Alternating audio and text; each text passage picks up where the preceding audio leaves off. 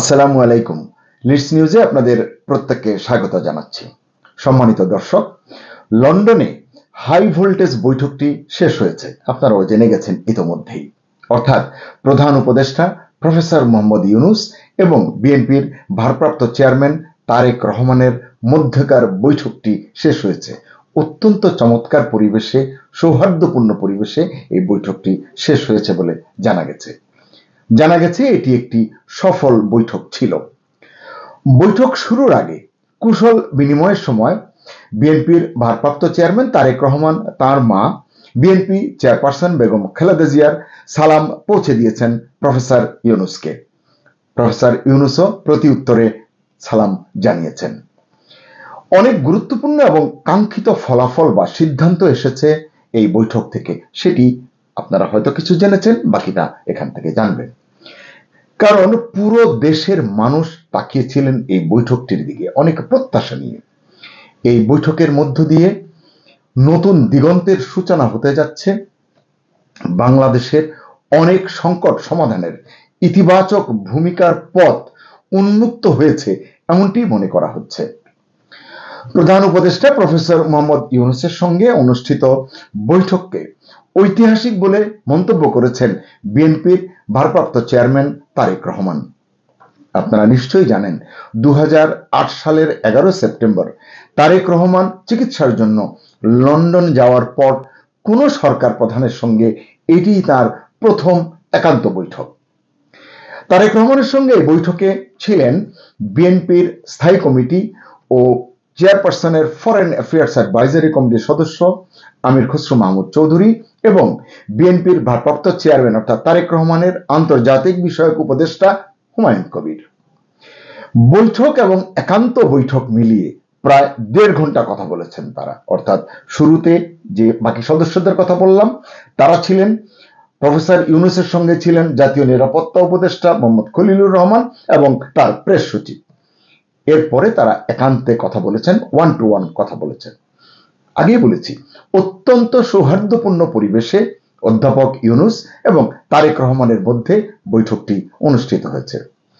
এই বৈঠকে তারেক রহমান বিভিন্ন বিষয়ে ডক্টর ইউনূসের সঙ্গে ঐকমত্য পোষণ করেছেন। এটি অত্যন্ত আশাবাদের জায়গা। বৈঠক শেষে পার্ক লেনের হোটেল ডোরচেস্টার, যেখানে বৈঠকটি হয়েছে, যেখানে 4 দিনের সফরে প্রধান উপদেষ্টা প্রফেসর ইউনূস অবস্থান করছেন, সেই হোটেল থেকে যখন তিনি বেরিয়ে যান তারেক রহমান তাকে হাসি মুখে বেরিয়ে যেতে দেখা গেছে টেলিভিশনের পর্দায়। ইউনূস এবং তারেক এই দুজনের বৈঠকের পর একটি যৌথ বিবৃতি দেওয়া হয়, সাংবাদিকরাও তাতে উপস্থিত ছিলেন। এই যৌথ বিবৃতি আসলে সকলের উৎকণ্ঠা দূর করে দিয়েছে মুহূর্তের মধ্যেই। এ সময় জানানো হয়, অর্থাৎ এই সংবাদ সম্মেলনে জানানো হয়, প্রধান উপদেষ্টার কাছে আগামী বছরের রমজানের আগে নির্বাচন আয়োজনের জন্য প্রস্তাব দিয়েছেন বিএনপির ভারপ্রাপ্ত চেয়ারম্যান তারেক রহমান। আমি আর অন্য আলোচনায় গেলামই না, এপ্রিল জুন এই আলোচনায় গেলামই না, সরাসরি এইটি হচ্ছে আজকের আপডেট।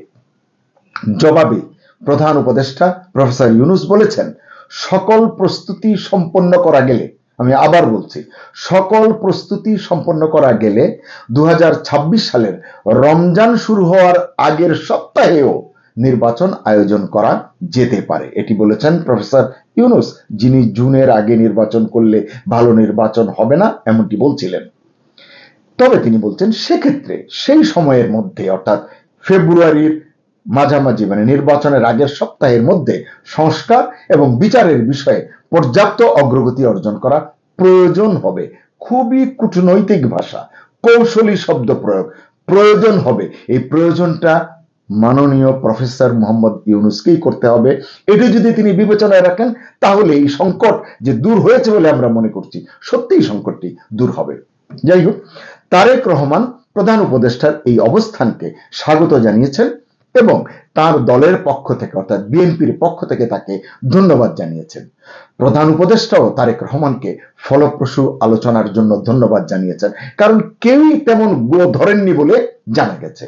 এই সিদ্ধান্তের মধ্য দিয়ে আগামী জাতীয় নির্বাচন নিয়ে যে সময় বিতর্ক চলছিল তার যে সুরাহা হলো এটি কিন্তু বলা যায়। যদি ওই যে যদি কিন্তুর কথা প্রফেসর বলেছেন সেটি যদি তিনি সমাধান করেন, মনোযোগ দেন, তাহলে আমরা বলতে পারি যে আজকের বৈঠকের মধ্য দিয়ে একটি সম্ভাবনার দুয়ার খুলে গেল, একটি ইতিবাচকতার দুয়ার, পজিটিভিটির দুয়ার খুলে গেল। বৈঠকের পর সংবাদ সম্মেলনে মহাসচিব মির্জা ফখরুল ইসলাম আলমগীর বাংলাদেশে তিনি বলেছেন, ফেব্রুয়ারির মাঝামাঝি সময়ে নির্বাচনের যে সিদ্ধান্ত এসছে এতে জাতি অত্যন্ত আনন্দিত, তার দল তো আনন্দিতই। তিনি বলেন, ইউনূস তারেক বৈঠকটি টার্নিং পয়েন্ট, অনিশ্চয়তা কাটছে, এটি যে টার্নিং পয়েন্ট হতে পারে এটি তিনি আগেই বলেছিলেন।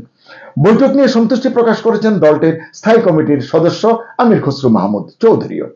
যৌথ সংবাদ সম্মেলনে সাংবাদিকদের এক প্রশ্নের জবাবে আমির খসরু মাহমুদ চৌধুরী বলেছেন, শুধু নির্বাচনের আগে নয়, নির্বাচনের পরেও সব দলের